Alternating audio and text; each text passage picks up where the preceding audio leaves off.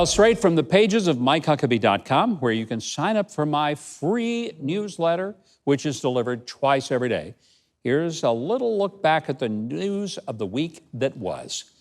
Well, the reviews are in after the Democrats' impeachment show trial on Wednesday, and it's not pretty for Jerry Nadler, Shifty Adam Schiff, and Speaker Nancy Pelosi, who's now given the green light to Congress to try to remove the duly elected President Donald Trump.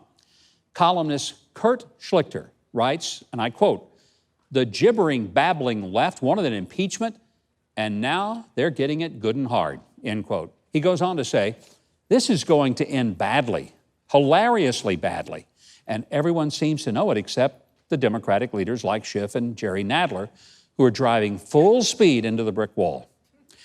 For Democrats, he says, maybe this impeachment brainstorm was not the bestest idea there ever was.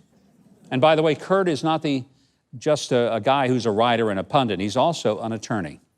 Other legal eagles were similarly unimpressed. Ann Althouse, a law professor emeritus from the University of Wisconsin, called the hearing an awful display and complicated emotional manipulation as the Democrats trotted out their so-called experts making the case for impeachment. But I think the line of the week has to be this one, spotted on Facebook and quoted without attribution by law professor Glenn Reynolds. He says, and I quote, "It's like Watergate, but with morons." Meanwhile, the anti-Christmas boo birds are out in force, and they're at it in Georgetown, Delaware. The long-standing tradition of a nativity scene there is ending due to public safety concerns. Safety concerns. Yep, peace on earth, goodwill toward men suddenly seems to be a threat in Georgetown. There's a new town policy. It bans unattended displays from being placed in the town circle. Jean Dvornik, the town manager, stated, and I quote, "There have been instances where unattended displays have been placed on the circle and became safety issues," said Dvornik. The town's policy on unattended displays does not just apply to religious displays. It applies to any and all unattended displays. Now let me pause here and call for a bit of research on the history of wind-blown nativities threatening traffic there. I just don't know if there is any.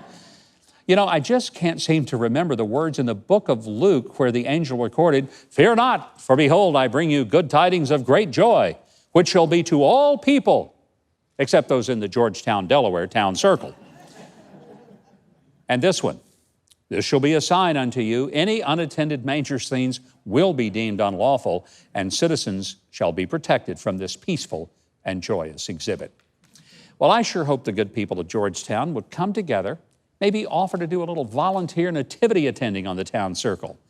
And then we'll know if it's truly a public safety concern or some limp appeasement to the cancel culture warriors.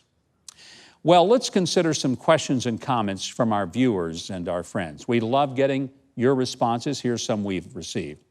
Staying on the nativity theme, Rick from Illinois writes, "Last week on Advent Sunday, Pope Francis encouraged Christians to place nativity scenes in schools, workplaces, and town squares, as well as in the home. As we live in such a touchy and easily offended society, does this make good sense?"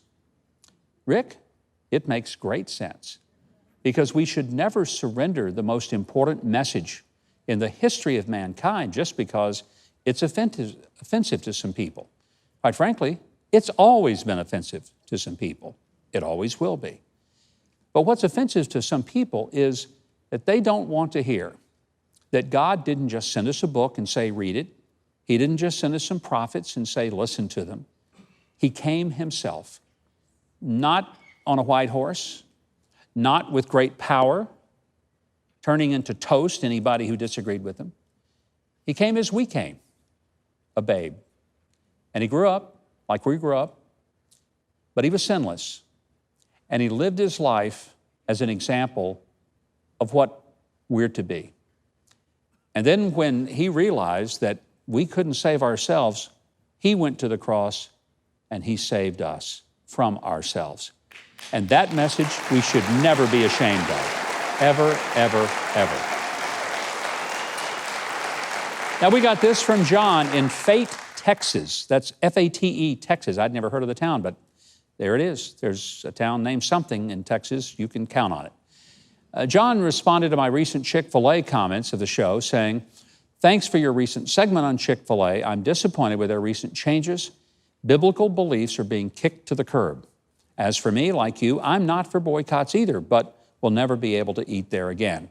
John, let me say to you, I'm not a boycott guy. I don't like boycotts. I don't boycott businesses that are run by people from the left just because they're different than me and have different views. So I'm not going to ask you to quit going to any restaurant or start going to another one. But I think there are many of us who are disappointed to know that this is an organization founded by a wonderful Christian gentleman named Truett Cathy, who passed away back in 2013. And since that time, it has changed. And now we've discovered it's changed a lot. And some of their money went to go to the Southern Poverty Law Center, which hates Christians.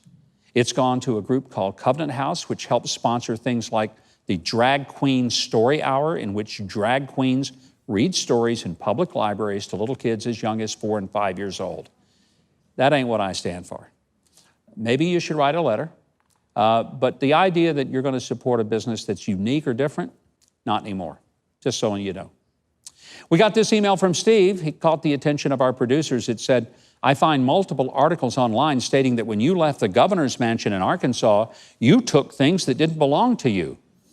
Well, I learned years ago as a person, this individual says, making decisions for many to get both sides of a story. I don't trust the fake news and only watch a handful of people left on Fox. I have my own ideas of things taken, but would rather hear it from you and not someone else's interpretation reading this. Well, Steve, first of all, thank you. Thank you for not just believing everything you read in the paper. If I read everything in the paper about me, I wouldn't like me either. And I wouldn't want anyone else to like me. I'd be a pretty lousy person. Here's a fact. Took nothing from the governor's mansion except the things that were ours. My clothes, which the next governor didn't want. I did take my wife and my dogs, and they certainly wanted them to leave. But this notion, it started from a tabloid in Arkansas, a tabloid that has hated me since the day I first ever entered the public stage, and would find some reason to come up with whatever story possible. And the only thing I can think of as the basis of this story is that when we left, not so much the governor's mansion, but the governor's office, the fact is, we took out all of the personal information of our employees, some of which we did it because of law, the HIPAA law, because their health records were in there, their insurance records. And if we'd have kept it and somebody had gotten into it and disclosed it, it would have been a violation of federal law. That little tabloid, as disgusting as it is, went about trying to say that we tried to hide things from the public and that we tried to take things. Well, we followed the law to the letter, and nothing was taken that wasn't ours, I assure you. And here's the reason why. It wasn't just that I'd be afraid of the people coming in after me in power who might have the power to arrest me. You know what? They might not catch me. But you got to understand what I look at in life.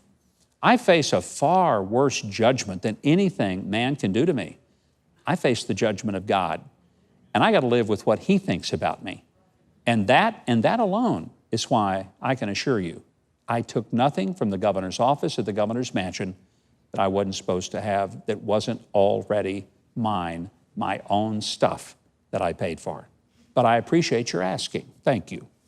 Now, last but not least, Paul from the UK writes this. He says, "Strange request, Mike." That's okay, Paul. I get a lot of them. He says, "Do you have a book on the down south witticisms like the last one I heard?" And he's quoting me. I said on a news show that they were on it like ants on a honey biscuit at a church social. And he says, "I've heard you use a few and would appreciate a book and the meanings of these sayings." Well, the closest thing I have to a book of that is a book I wrote called God, Guns, Grits, and Gravy. There are a lot of Southern things in that. And I would just remind you that you can be assured that dog will hunt. And in that book, we get down to the lick log and we talk about how the cow eats the cabbage. So there's a few that you'll get right there. I love being a Southerner. I'm proud of our maybe many colloquialisms, because I think they communicate. Now remember that we want to hear what you have to say, so write us at my2cents@tbn.tv. That's my2cents@tbn.tv. Finally, from my Twitter page, where you can follow me at GovMikeHuckabee, 86-year-old Willie Nelson made news when he announced that he was not smoking pot anymore. He explained that his breathing had become a problem and he needed to take care of himself. Frankly, at 86 and still doing concerts and playing and singing masterfully, I was kind of thinking about taking up weed myself. But I guess not now. In an allegedly related story, marijuana stocks plummeted across the U.S. But then the next day, Willie said that while he quit smoking marijuana, he still uses edibles like marijuana brownies. In other news, stock in Texas bakeries up sharply. In all sincerity, I'd say get healthy, Willie. By the way, my band opened for Willie Nelson a few years back, and I had the great privilege of playing bass with him and the late, great Ray Price. Willie Nelson is truly, and I say this with all my heart, one of the nicest people in all the music business and one of the greatest songwriters of all time. We all appreciate the great musical talent that Willie has shared with us for so many years. Whether he was high or low, he was always, always on my mind. Yes, he was. And here's a little life advice to close this segment. The next time people are talking behind your back, remember, be happy, because you're the one out in front. And next time, these are the facts of the matter. Have a wonderful evening.